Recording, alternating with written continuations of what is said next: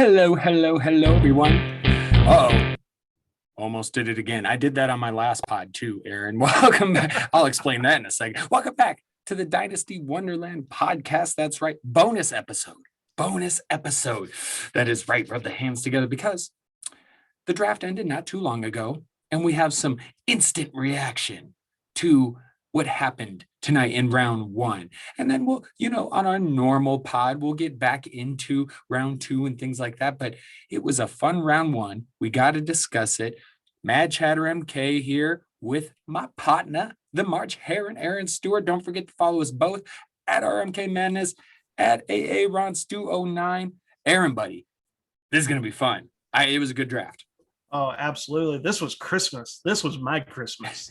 Yes. NFL draft day. I want nothing else but to just watch this draft, see all these rookies we've been talking about for several weeks now, months, and seeing where they finally land. No more speculation. We now know where the top guys at the fantasy football positions are. So now we can discuss them.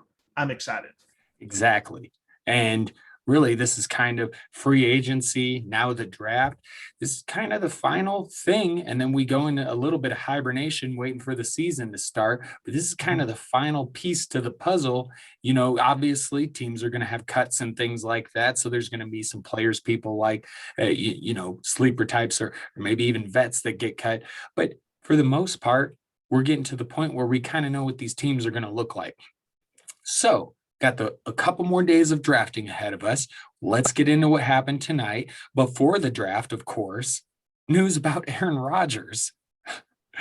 And, he seems really pissed at the Packers. Now, what I could gain from the story was that apparently the Packers were indeed thinking about trading him.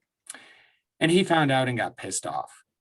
And on top of everything else, I guess he's had enough. It sounds like he said to the Packers, I'm done. Whether you trade me or not, I'm not coming back. And maybe this is Aaron trying to make a power play, and maybe this somehow works out. But it does seem, and I know the contract makes it a little bit difficult, but it does seem like Aaron Rodgers really is trying to get out, and that the Packers might be at the point where they're like, fuck it. What do you think? Let's chat about this real quick for a minute, Aaron. Certainly. So, and one of the things is we're not out of the woods with an Aaron Rodgers trade. You're right. It's difficult just on the surface there. I'm looking at this upcoming season. He's got a salary cap hit just over $37 million. If they were to trade him, release him, they're not going to release him. But if they moved on from him, they would have a dead cap of over $38 million. So, they're not going to clear any money. If they move on from him, it's about even there. They'll lose about $1 million. But one of the things that could happen is what's rumored to happen with Julio Jones, where there could be a post June 1st trade. I haven't ran the numbers yet. Yeah. But it could be, if this will be a story that isn't going away anytime soon.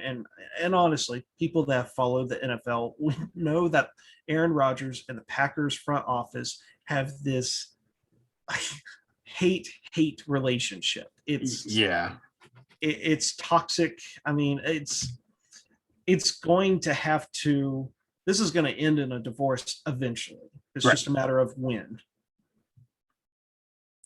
Now, I completely agree. And I was going to kind of go in order of the draft, but with bringing up Aaron Rodgers first, I think I just want to hop in right into my surprise at the Broncos pick. Okay. Because I was sitting there like, okay, we'll see what Carolina does. Is anybody going to trade up with them? No. They got the pick in. Are they going to take Fields? No. He's there for the taking, Denver. It's perfect. And I remember, and again, I may live in Denver, but I'm not some huge Broncos fan. I root for him a little bit here and there, but I wanted to see that offense get a premier quarterback. And they passed. And no offense to certain, that dude is going to be a stud cornerback, I'm sure. But they needed an upgrade at the most important position. And I was shocked and stupefied they didn't take him there. I very quickly realized It's one of two things. Either they got a strong feeling they're getting Mr. Aaron Rodgers, which would be funny because that's something I've been talking about for a little while now. That because of the whole John Elway going to get Peyton Manning, like I could just see them doing it again. So I've thought that for a little while now. So that wouldn't surprise me. But it's got to be that, or the Broncos are just this fucking stupid. Because I thought with them getting George Patton from the Vikings, who from my time following the Vikings, I thought he was a good assistant GM. So I thought he would have learned some things from being in Minnesota.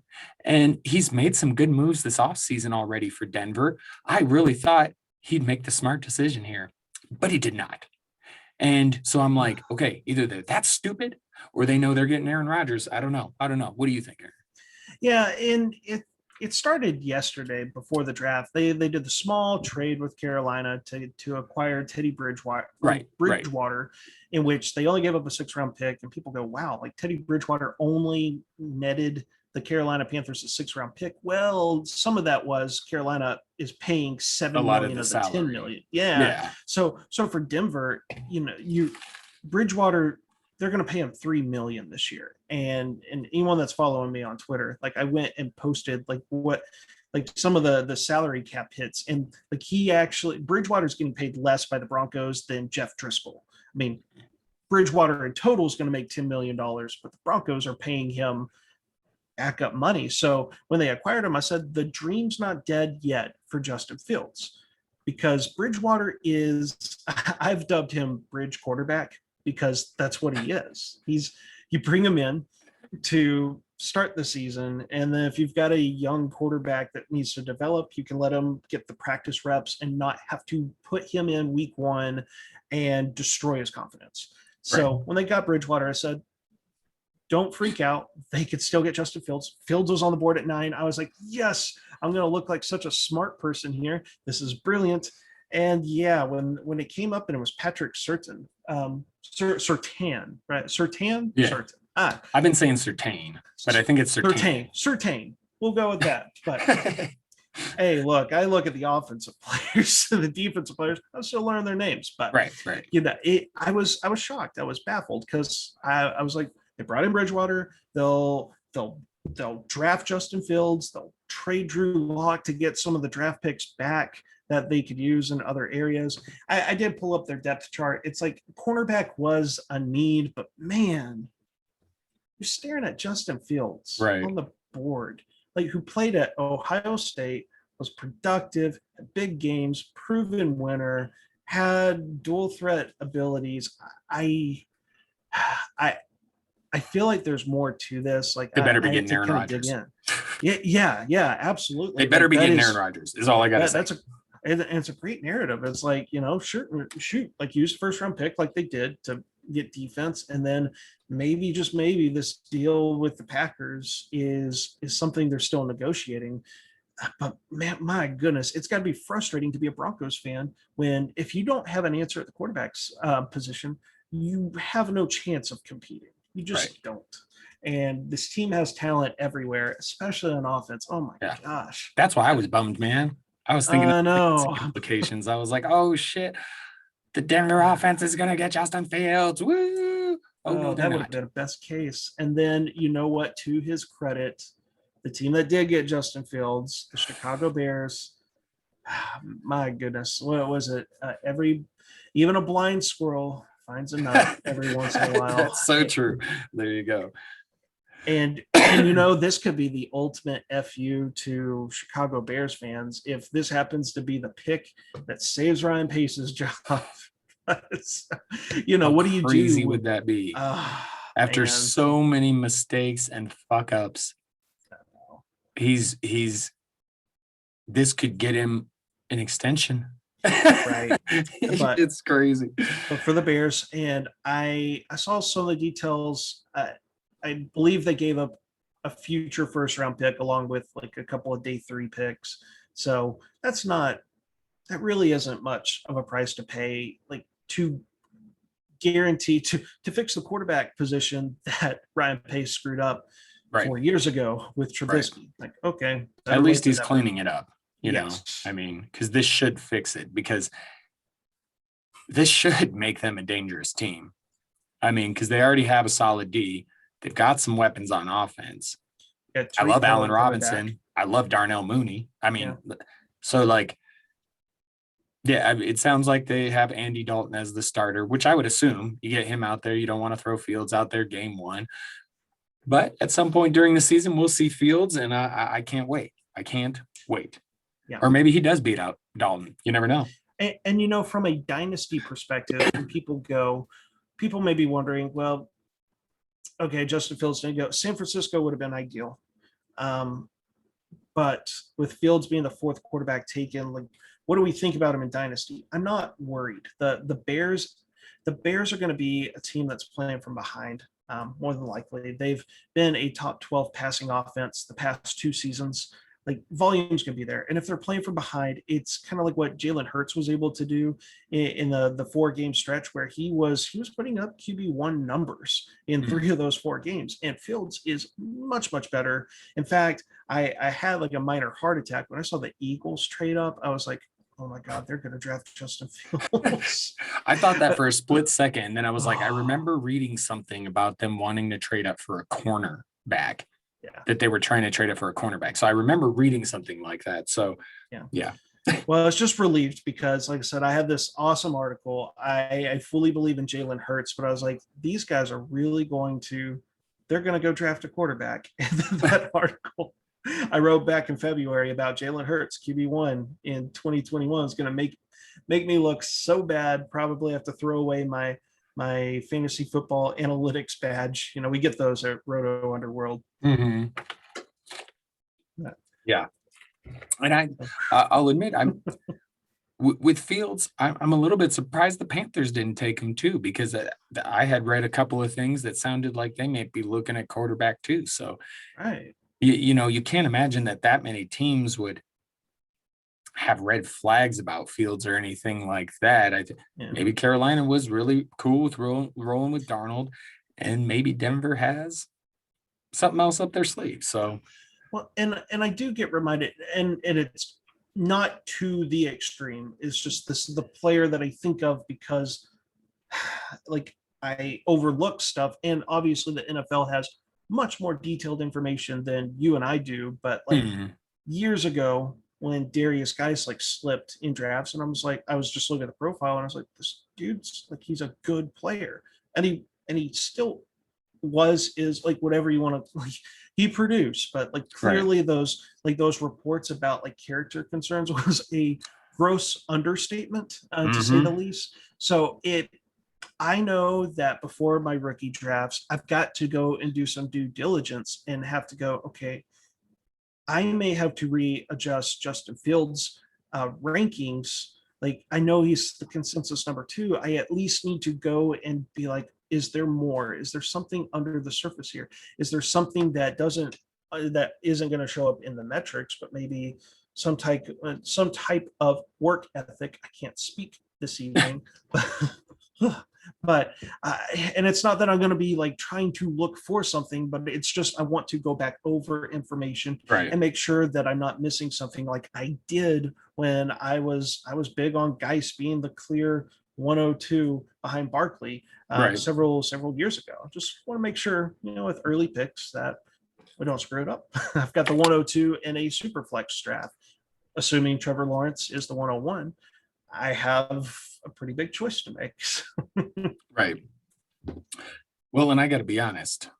For me, I mean, we all knew where Trevor Lawrence, Zach Wilson was going. Lance might be the guy I want the most. I think so. Because he was one of my tops anyway.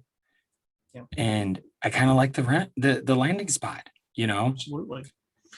I would have been much more pleased with Fields landing in Denver with that offense. And I do feel it hurts a little bit that he slid. And like you said, maybe that warrants a little more research.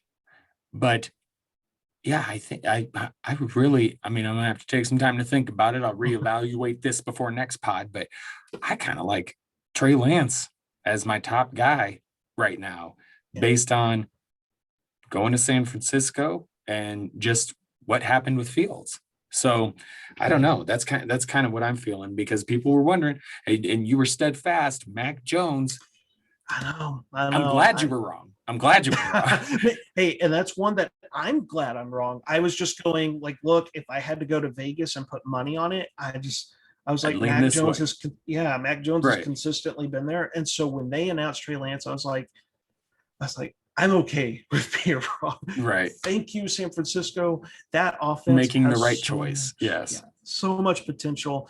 And you talked about landing spot, and I just want to add, like, we don't want to, coming from Roto Underworld player profiler, like we're not allowed to, coach worship. But I will say for quarterbacks in particular, one of the things that can be damning for them is we saw with Sam Darnold. He went to the New York Jets, just a big city market with no stability whatsoever from the front office, from the coaching staff, and it ruined the guy. I'm ecstatic that Trey Lance, the 20-year-old quarterback that's 6'4", 226 pounds, can run, has a cannon of an arm, best comparable to Matthew Stafford on Player Profiler.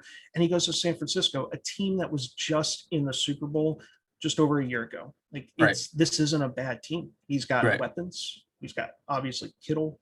He's got Ayuk. He's got Deebo Samuel. And most importantly is that they're not going to, he will start games at some point this season. Like, just guys that get drafted, they will. But if they still stand with keeping Jimmy Garoppolo, then at least Garoppolo could start the season. Trey Lance can learn how to practice as a pro and get the much needed reps in practice and be Right. prepared. It's like, thank goodness. Like, this is, I think, an ideal spot for a guy that, with all the skills and all the traits and everything, he is coming from North Dakota State.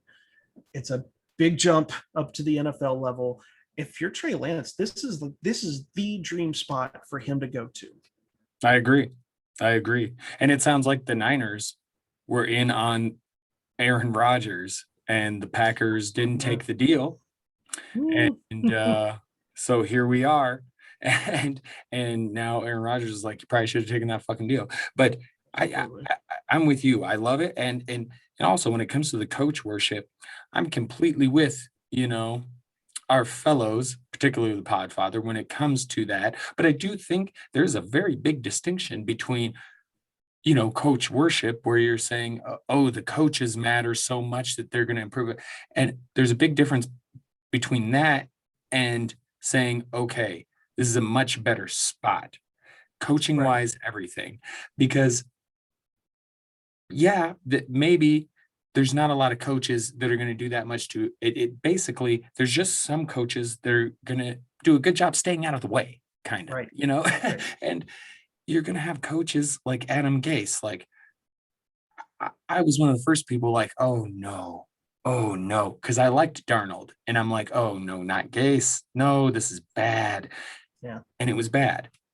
So I do think there's situations that players can go into where coaches can make a negative difference on them, And so I totally agree. No coach worshiping, but you do have to realize when there's definitely a better situation and a better coach to be playing for, because they're more likely to help you succeed than hinder you. And that is very much where Trey Lance landed, in a spot where he's at least got a coach.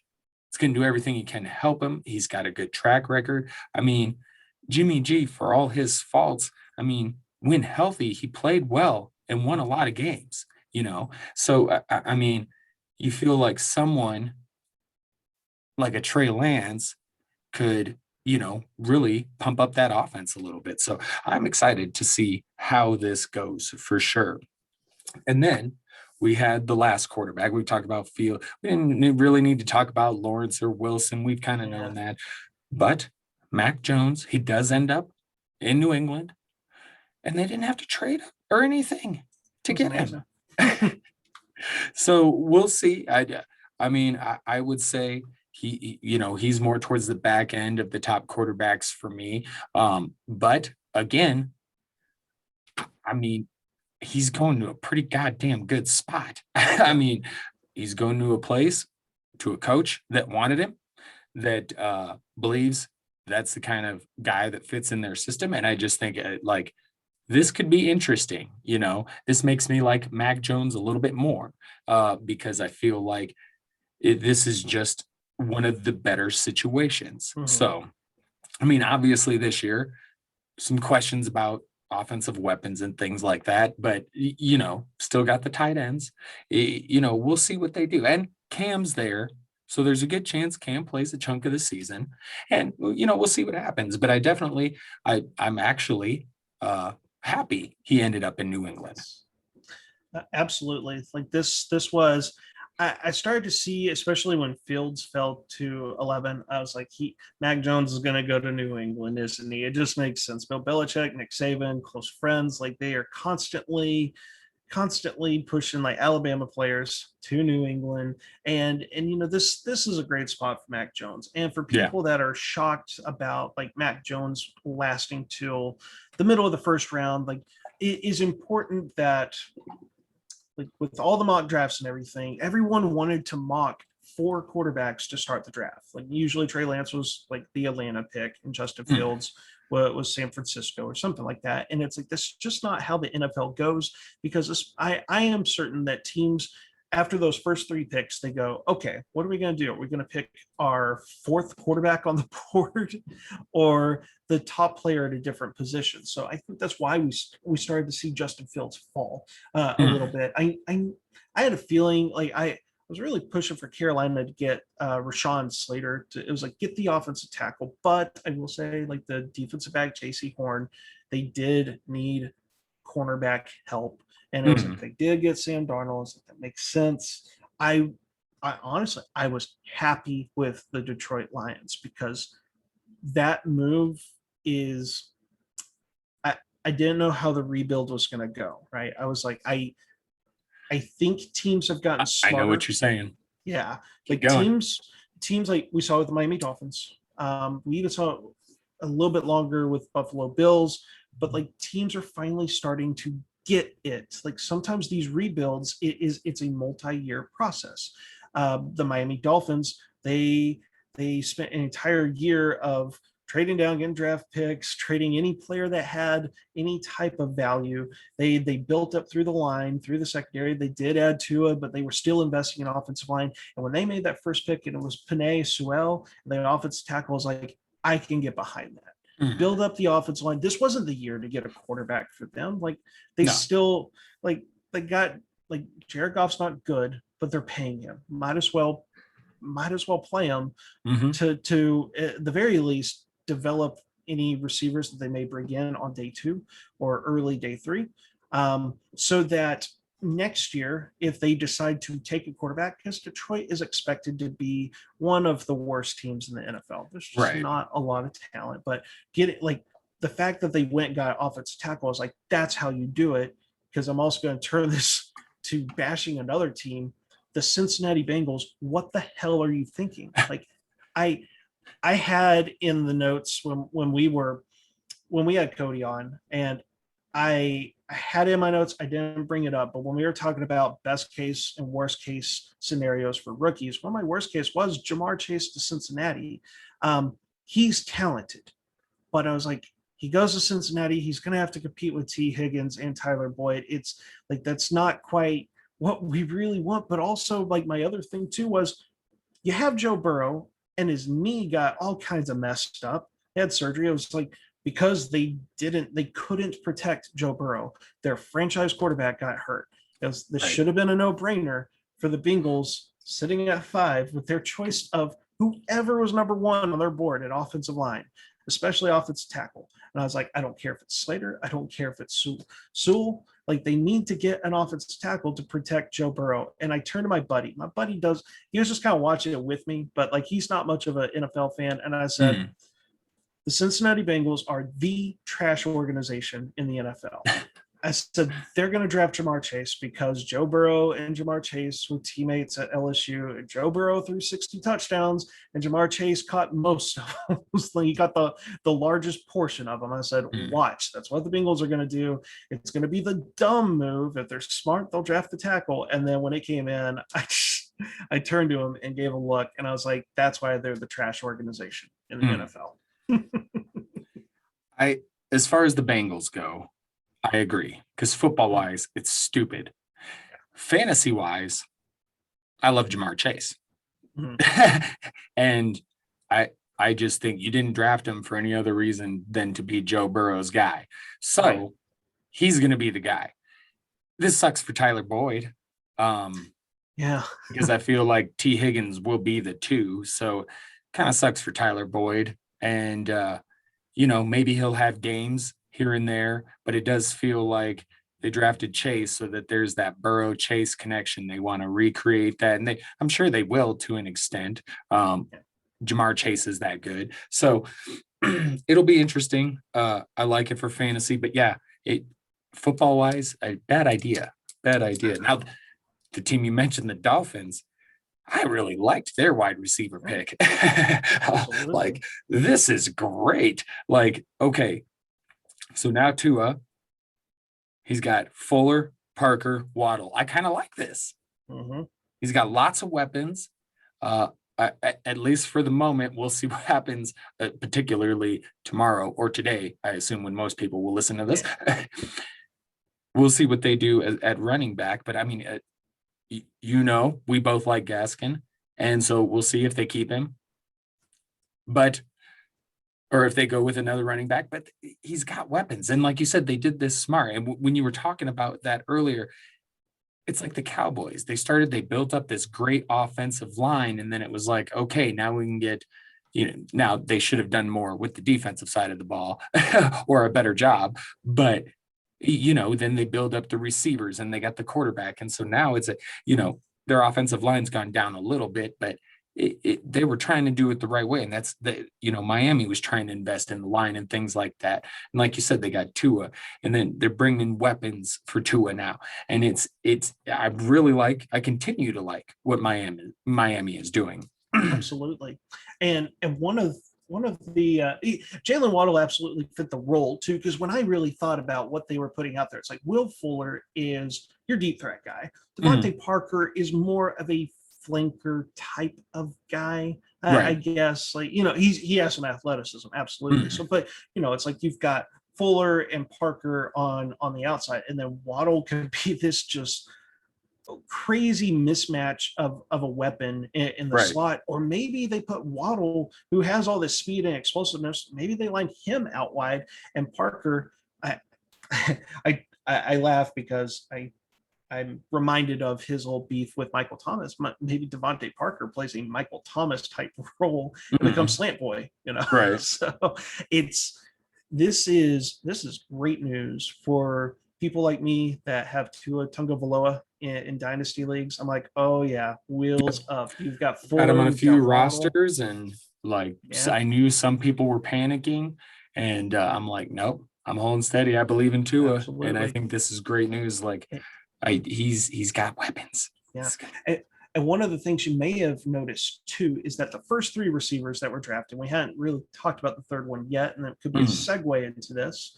But we mentioned Jamar Chase, and of course Joe Burrow, Jamar Chase, LSU teammates. Jalen Waddle, Tua Tagovailoa, Alabama teammates. huh? Devontae Smith and Jalen Hurts also were teammates at Alabama. Yes, I was sir. I was watching this trend, and I was like, well, that's an interesting little thing. I may have It's been super pure. interesting. Yeah, like I I wonder if teams talk more with their quarterbacks, especially the more solidified quarterbacks, and go, hey, like, we want to get a receiver. What are your thoughts on the guys you threw the ball to? And like, there'll be chemistry. Like, these quarterbacks should know how these receivers, like, where they like the ball thrown and everything like that. So I saw it. I was like, probably more of a coincidence than anything, but Mhm. I was kind of rooting for it. And then Kadarius Toney kind of screwed it up, because I mean, what Florida quarterback is in the league besides, like, obviously Kyle Trask will be in the league, Right. but Devontae Smith, he scared the heck out of me, because as a Cowboys fan, I watched the Cowboys do a deal with the Eagles. And I was like, wow, that's an interesting, division rivals don't usually trade. They And don't. then I thought the Cowboys had just given the Eagles Justin Fields. I was like, screw you, Cowboys. You just ruined my Jalen Hurts February take. And then when they drafted Devontae Smith, I was like, whew, I can breathe. But the Eagles are not exactly known for targeting the right types of receivers. So I wonder how this one's going to go, because Smith's good. I have a hard time ranking him Yeah. because he's the only weakness. It's just one weakness, really. It's just the weight. But that's a pretty big weakness. That means a lot because it's hard. We don't see guys like him very often, and people want to go to the biggest of outliers on the positive side for him. So, Right. oh, did the Eagles screw up? Did they draft the wrong receiver? I did. As I mentioned before, I'm not big on Devonta Smith. Now, some people don't have a problem with the size thing. They say some people have been successful. Okay, I don't bet on outliers, first of all. And looking at the dude, he's just like, there's always the possibility he bulks up, but it's like, you just kind of like with Philip Lindsay, he's a smaller dude. You give him a big role and he just can't stay healthy. So that would be the concern for me with a guy that size. Is I'm not saying he can't play. I'm saying he's small and he could get injured often. Like that's my biggest concern. And I tend not to believe in the injury prone thing, but there is a thing with it. I mean, that could definitely be something, but I kind of like this spot. Yeah. The Eagles, like you said, questionable because of prior decisions, but I actually kind of like this because they need the help at receiver. And again, you're matching up receiver with quarterback from college, like you mentioned. And that also tells me, and again, maybe you said some of this could be coincidence, but to me, that's saying that they must have some faith in Mr. Jalen Hurts, Right. all that talk about competition, but you just drafted, somebody he threw to in college. So I really feel like this was a good spot all around because, Hurts is going to know how to use him, right? And I would think, and they're going to take that into account. And the Eagles are definitely questionable at times, but again, they need the help.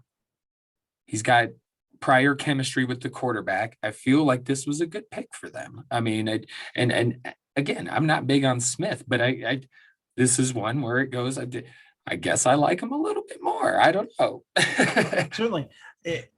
All these receivers have massive questions, except really for Jamar Chase. It seems to be like that is I don't think I've seen him outside the top receiver for anyone's rankings.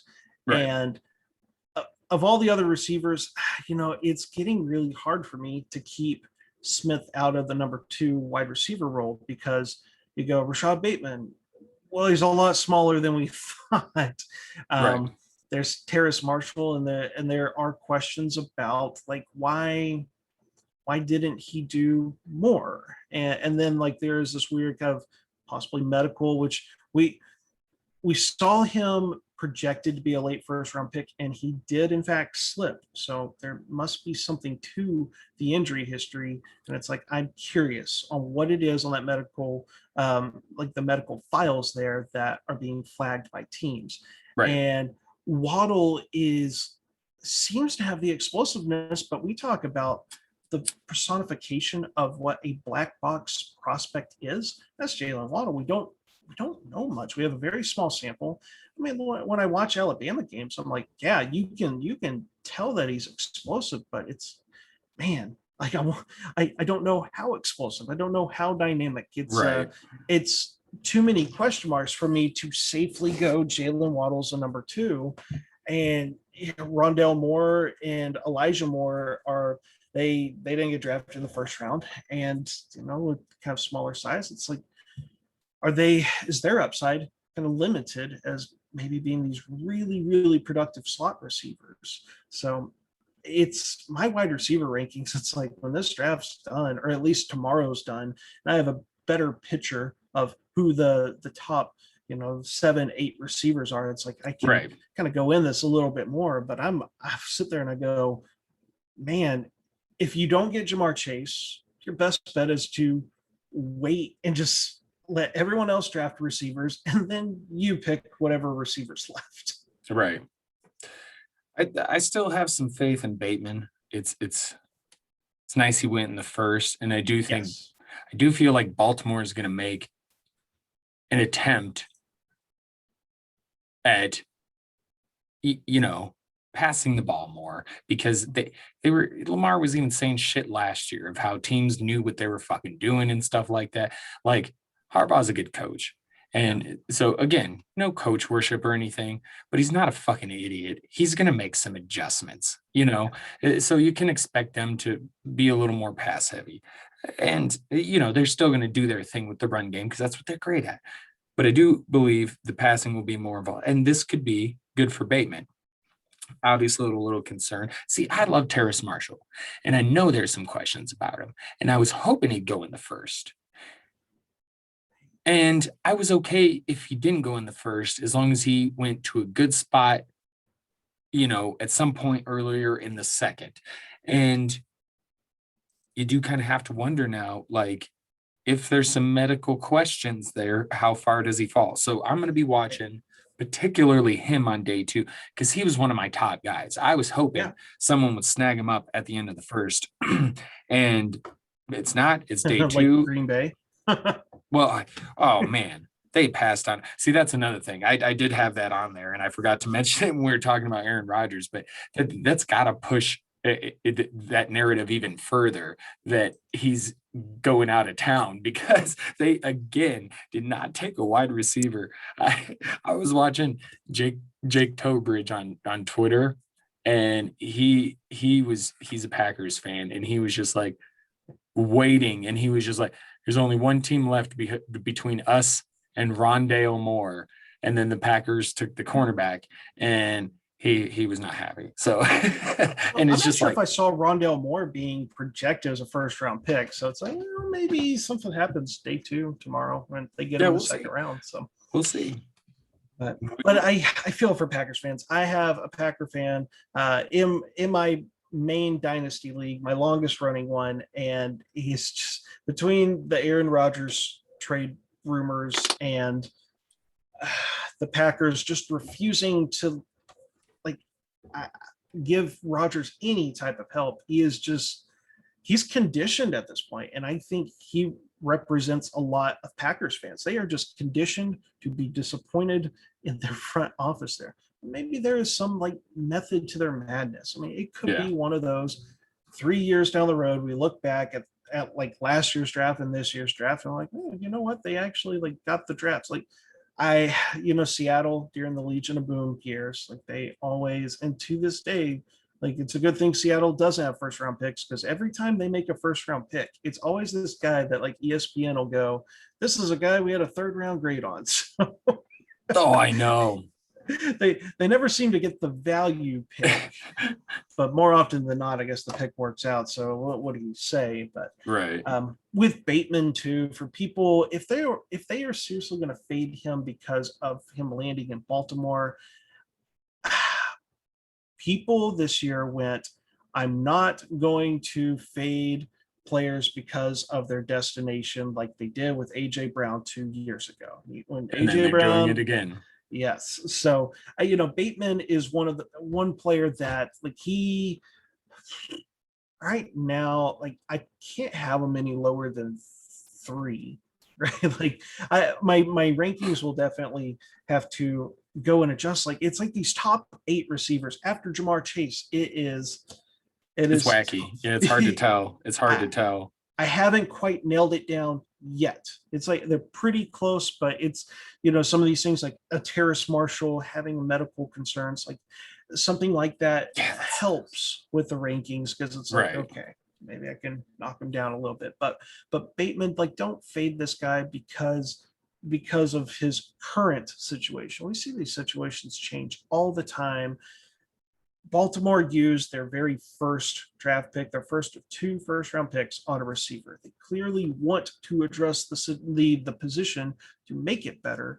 Right. And I think it's more of a damning thing for Marquise Brown than a damning thing for Rashad Bateman. Let's have some Right. faith that maybe that situation can change. I have faith, and I've been kind of pounding the table for this because if you go back, they were in on Juju Smith-Schuster. Yep. They were just reports came out they were trying to trade for Julio Jones. So they're trying to do something to really help Lamar out in the passing game because they're not happy with what they have. And we like guys like Prochet and Duvernay. And we're hoping they'd be a little something, but clearly something's going on in Baltimore. Obviously, they weren't throwing it enough. Yeah. But they really feel like they need a certain type of weapon for Mr. Lamar Jackson. And they clearly I feel weren't happy with their Right. guys because Right. they added Sammy Watkins. So, Yep. those guys from last year, it's not over yet for them. But, for Right. Devin Duvernay fans, you got to be like, you have to be pretty concerned here. Right. I mean, unless, they're that disappointed in Marquise Brown and maybe Duvernay or Prochet take over that role. And then, that would be a possibility. And so sorry for Marquise Brown fans, but yeah, they can't be that happy with him either. So we'll see what happens with that. And then I guess the only other wide receiver you already mentioned, Kadarius Toney to New York at pick 20.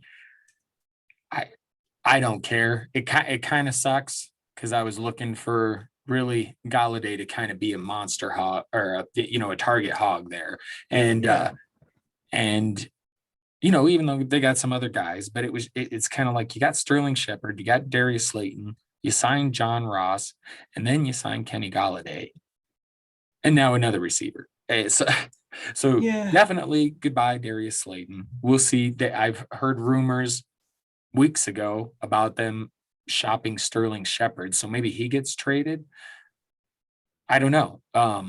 But they definitely got a lot of wide receivers. So I'm sure they paid Galladay a lot of money. I'm sure he'll be the star. But what do you think about Kadarius Toney? Because mixed opinions about him.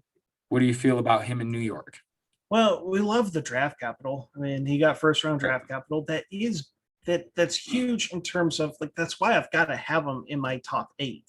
That's about the only thing I sit there and I go that, and he is a dynamic player, but the difficult thing is he is this combination of a wide receiver and a running back. And that's great for real NFL. For fantasy, it's Cordero Patterson. Yes, it can be, and it may not be ideal.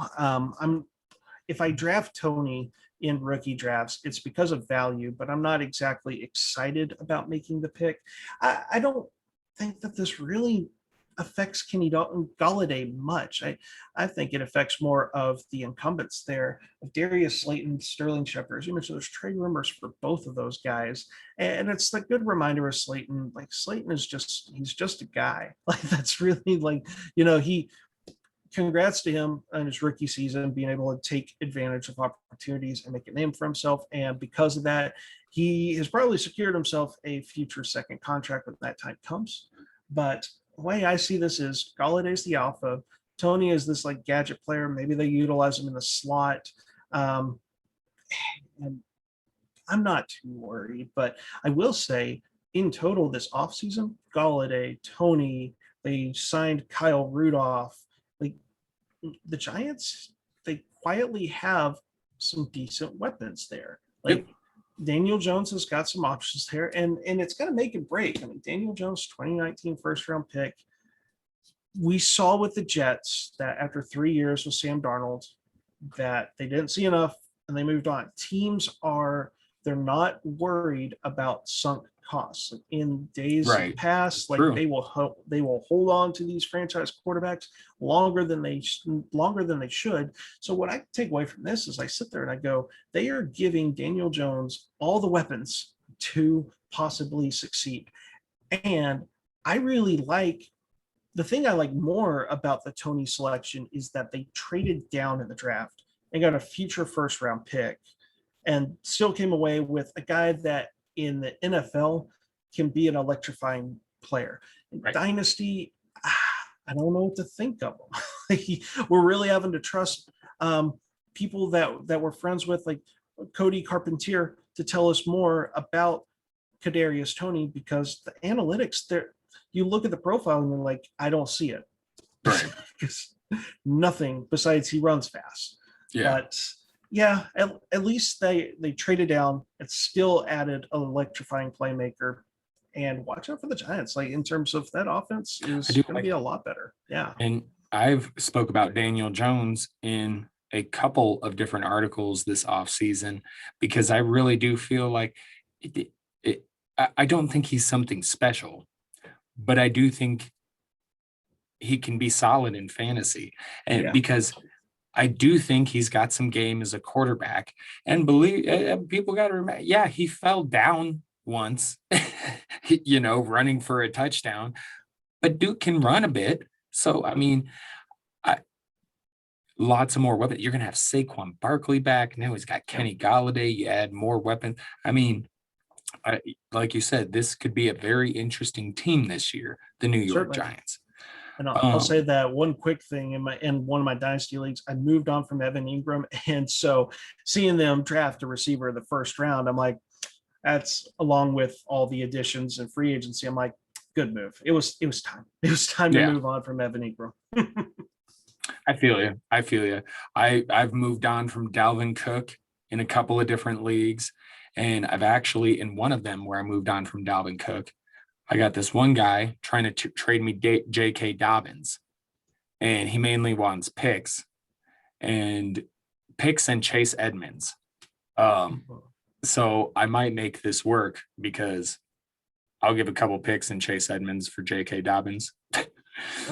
It might not truly happen till next year. Maybe it never truly happens for J.K. Dobbins. It's tough to tell with Baltimore, but situations change. Yeah, I still really like J.K. Dobbins. He's one of my favorite younger backs, and we'll see. It is a run-heavy offense, but yeah. What were you saying?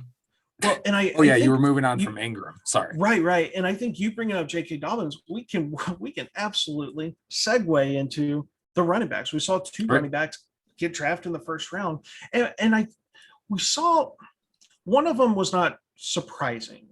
Like Pittsburgh at 24 picking Najee Harris. No, yeah. Most mock drafts that you saw these days, especially leading up to the draft, like the Steelers, I don't know how a team at 24 people are able to correctly predict that pick as often as everyone was. But man, that I guess the Steelers are just like my Cowboys. They wear their heart on their sleeve, and then everyone can read the cards there.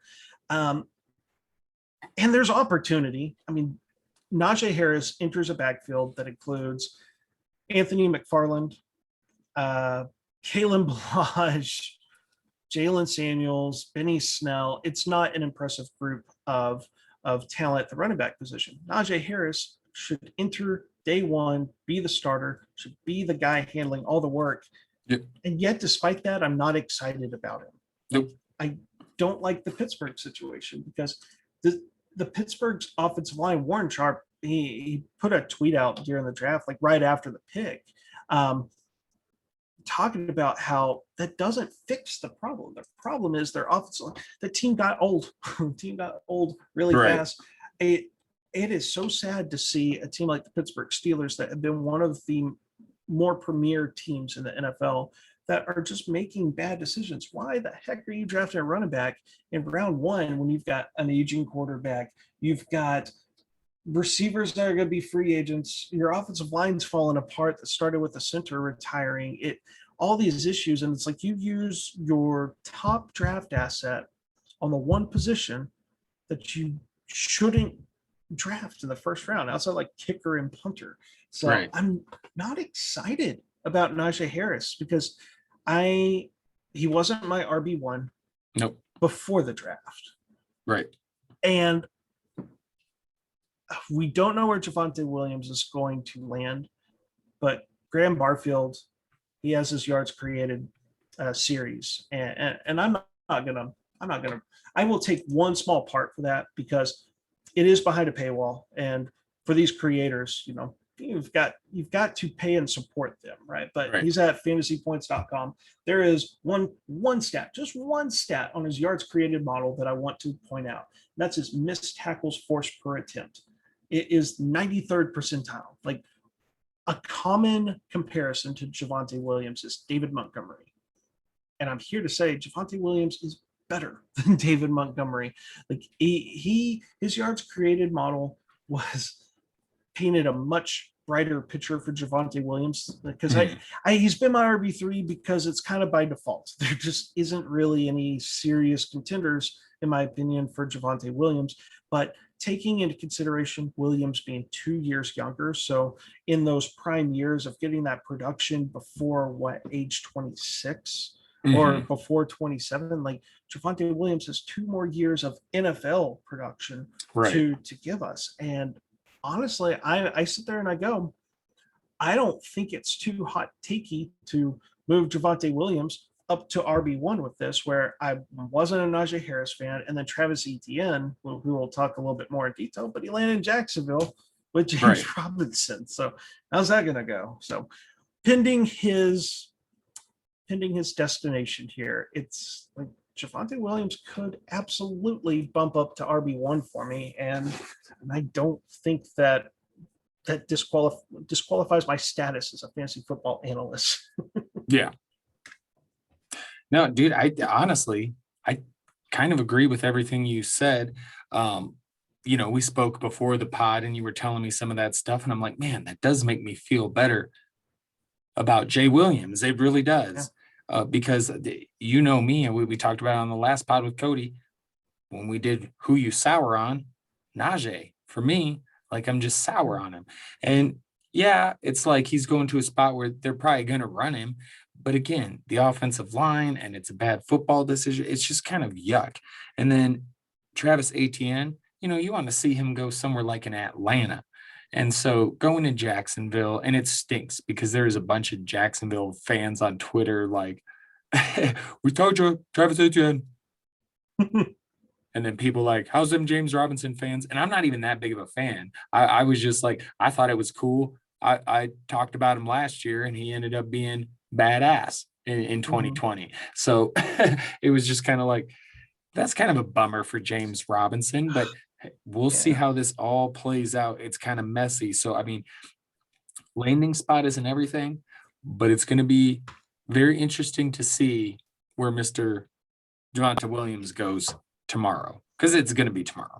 So maybe earlier than we expect, because even though we go early draft capital shouldn't be used on running backs, we just saw the 2 top running backs in what is considered a weak running back class go in the first round. Right. Javonte Williams, he is going to go early second round. He is like, there was already like some people reporting on the situation. They go, look, I don't know what you believe on Javonte Williams, but you're probably not high enough on where he lands. So I would not be surprised to kind of like how we saw Jonathan Taylor come off the board early, in round day 2. two.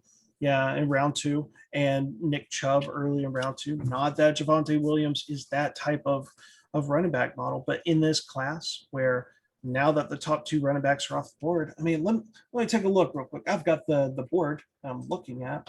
So round 2, let's see. Obviously, Jacksonville's not going to get it. Falcons will be the first one there. And it's like the Jets, who, I mean, right now their running back depth chart is Ty Johnson, LaMichael P. Ryan, and Tevin Coleman. It's Josh Adams. Yeah. Or is he still there, I think? Josh Adams is still there. And so, like, it could be as early as the second pick of round 2 with the Jets, and then that following pick with the Falcons. The Dolphins are pick 4, but honestly, like, I have been pretty adamant that like this front office, and I've been following Miami because I've loved what Miami's done just from a team building perspective.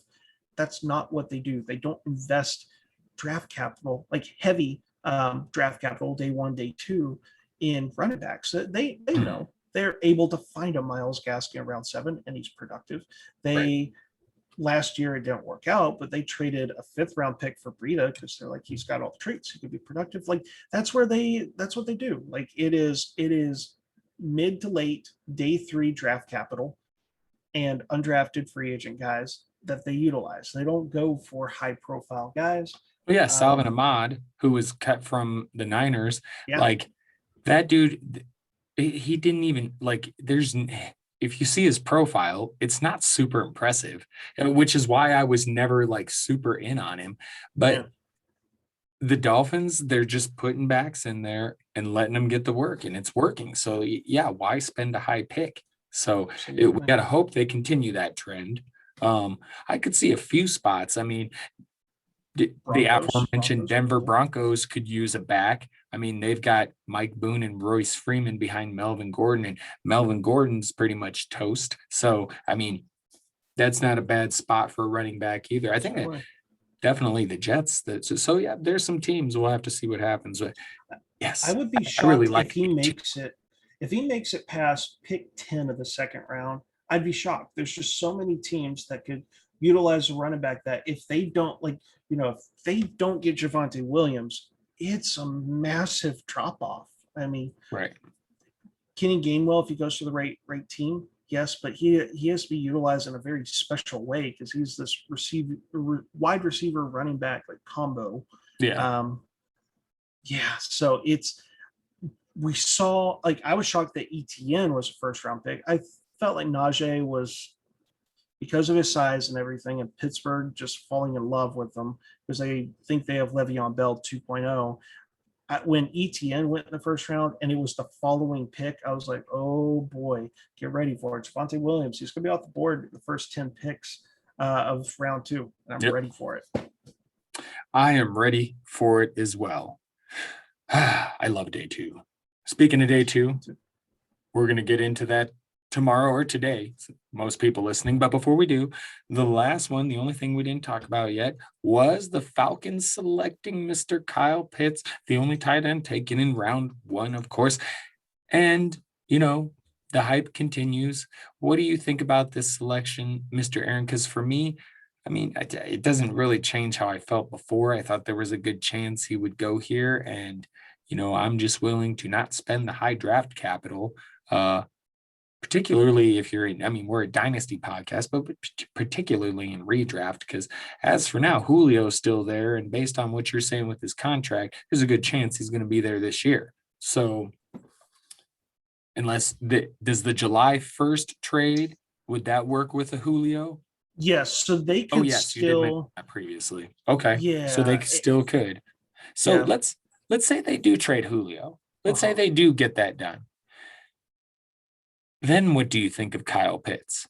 Because then it's like Ridley and nobody. And I guess Russell Gage. Yeah, good old Russell Gage. It's, with Kyle Pitts going to Atlanta, it's, if you have Matt Ryan, you're ecstatic because weapons galore. And is this the best spot for Kyle Pitts? I don't really know, because really the only other spot that was a popular thing was Miami. So there wasn't really a lot of spots we could project him to go. I was kind of open for Carolina. I think that was my prediction from a few weeks ago, but that was before I saw him just skyrocket up the draft board. But we'll stick with Atlanta there. Atlanta's usually in high scoring games, and tight end productivity is usually tied to you want tight ends in good offenses, or if in Darren Waller's case, they're the only guy. That's clearly Kyle Pitts has got to compete with at least Calvin Ridley, and I'll say, let's assume that there's Julio Jones, and I'm not worried. Because let me pull it up real quick. Sorry for those listening. This is very much a reaction video, no show sheet or anything, but I'm going to pull up just past plays of Atlanta here. This is all off the cuff. I had a little list of stuff, but other than that, we're just kind of flowing. Yeah, because usually Atlanta, they're not exactly known for their defense. So Right. they're in these high scoring games. I remember the Cowboys playing the Falcons and the Cowboys coming back on them, scoring a ton ton of points to have to come back and win. But let's see, last season they ran 41.8 pass plays. That was number 3 in the NFL. The previous year they ran 45.9 pass plays. That was number 1 in the NFL. I mean, opportunity is key in fantasy football. And at the very least, he's going to be involved in a passing offense that is heavy volume. Let's take a look at Hayden Hurst here, because he's going to be a replacement. Poor Hayden Hurst. Like, he escapes Baltimore, gets a chance to be a starter. He was hyped. He was hyped up way too much last year. Like, I didn't think he was bad, but like, people were really buying into he could have a Austin Hooper year. But let's see. He's not Austin Hooper. Hayden Hurst, though, ran 509 routes. That was number 4 amongst tight ends. He participated in 81.8% of the routes. That's number 10. 87 targets, number 11. It's 13th in air yards, 614 total air yards. At fantasy points, 9.3. That was number 13. And by all accounts, Kyle Pitts is a superior prospect. So right. This is like, especially after looking into Hayden Hurst and what he did in this offense, it's like Kyle Pitts is at least tight end 1. Like, he's at least top 10 just off the bat, and with the upside to compete with the Travis Kelce, the Darren Wallers, the George Kittles. Like, I don't know if there's any other ones. Like, there's Hawkinson and Fant. So if you're a tight end needy team, it's not the best value, but shoot, this rookie class got hit hard in the draft with Najee going to a team with an aging quarterback that can't really throw, no offensive line. Travis Etienne going to a time split, running back time split. Like, Kyle Pitts can be bumped up. Like, the running backs were questionable before. Like, we talked about it. This running back class is the rejects of the 2019 rookie draft. Like, the guys that weren't good enough to compete in that. The receivers. Yeah, we talked about that. Yeah, weird. So you can bump up Kyle Pitts, but true. It's not so much him. It's just this class just gets nastier and nastier with each passing day. I hate to say it, it's true. So there's some upside. Yeah, there's enough upside. I know there's some people that are like, he's the 101 no matter what. And I'm like, no. And so I'm just, I hate to say it. Julio won't be there for much longer. So he could then be a number 2 receiver. And Travis Kelce on the Chiefs, I mean, him and Tyreek Hill see a very even number, even split of the passing volume there. I mean, so Kyle Pitts a little further down the road, him, Calvin Ridley being this 1-2 punch in Atlanta, absolutely. But who's going to be the quarterback?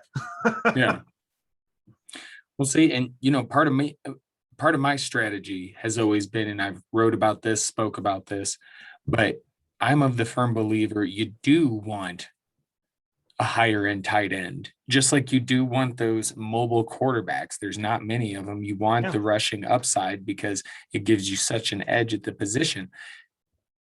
And same thing with tight ends. If you've got one of those top few tight ends, it makes a difference on a weekly basis. It's when to sacrifice for that. And in a rookie draft, I mean, how high do you got to take him? I mean, so I guess that's what we do. It would still kind of depend on ADP for me, but I can't help but agree with you. You got to bump them up. I mean, you have to. It just, everything else is too weird. Absolutely. So it's nasty. This wasn't a best case scenario for the running backs, right? And the receivers. It's like Chase he's gonna be an alpha, but it's not gonna be easy right out the gate. Right. Higgins is legit, and Boyd is no pushover. So. Nope. And Waddle's going to have competition too. And Waddle's not exactly the guy that I think is going to be just this He's going to be target better hog. NFL than Yeah. fantasy, I think. Yeah, like when you start him in fantasy, you're hoping he just breaks off one of these massive plays for a touchdown. Right. And Miami's offense is going to be fun, but they're going to be splitting. They're going to be sharing the spreading the ball around. Sorry if I can get my words out. It's been a long day. It's been a long day. Long day. A lot of excitement. Right. I think that covers just about everything there. Yeah, Besides, that's it. we want to talk about the obvious ones, but really, I'm Trevor Lawrence and Zach Wilson out at this point. Me too. And I'm just kind of like, I think the Jets made a mistake again. But I like Zach Wilson, so I'm not rooting against anybody. So I'm rooting for him, and I hope all the quarterbacks pan out. And it seems like, aside from the Bears thing was really the major surprise for me tonight. I mean, I guess I was more surprised when the Broncos didn't take Fields, but then this whole Aaron Rodgers stuff, it's like, you never know. So other than that, I guess I don't have much else other than it was a fun, interesting as hell night. And hey, I love me some day two. So I'm ready for some day two to see where some of these secondary running backs and receivers go. I've got my eyes on Javonte Williams now. I'm also kind of paying attention to Kenny Gainwell, as you mentioned, and Mr. Carpentier's boy, Jamar Jefferson. I like to see where he goes as well. And then, of course, Terrace Marshall, we're going to be following him, seeing where some of the more guys go, the mores. So still some players to see where they go landing spots wise. And it's going to be interesting. So, Mr. Aaron, anything else from you, good sir? I think that's it. It was an exciting day. It was Christmas today, and it's Christmas tomorrow. Football Christmas. I'm with you. I love day two, round three, because that's when we get to divide and separate people in our rankings and know who to push down. Because hey, the draft capital matters. If you're a player that falls out of the top 3 rounds, like that is significant. If you're in love with a player and he falls to round 4. You need to go back and see if there's something you're missing, because the NFL, if all the teams are passing on them like 3 times on average, they're probably not. Their likelihood of succeeding is slim. Yeah, because there's probably a reason. Yeah, absolutely. Yeah, it's going to be interesting. Yep, rounds 2 and 3, good stuff. All right, well, thanks, Aaron. We did this kind of on the fly. I just had the idea. It was like it'd be cool to get an instant reaction video going. Yes, I had a lot of fun chatting about this stuff because it was a fun draft, interesting draft, and nice to chat about it afterwards. So, absolutely. All right. Well, we will bid everyone adieu for this evening. We're going to get the hell out of here. I'm going to get some food and go the hell to sleep because, like you said, it's been a long day. Long day. Full of excitement. It makes it a little bit exhausting. A little bit. Yeah. Yes. And it's going to be a long day for me tomorrow, but what's going to be pushing me is day 2 of the draft. That is right. All right, buddy. Thank you for joining me, and thank you everybody else for joining me. Don't forget to follow the March Heron at AARonStew09 on the Twitters and me at RMK Madness on the Twitters and the Grams. All right, folks. We will chat again. Oh, make sure you pay attention to my Twitter. Got a new miscellaneous debris.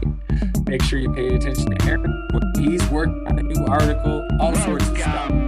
Thank you again for joining. Enjoy day 2 of the draft.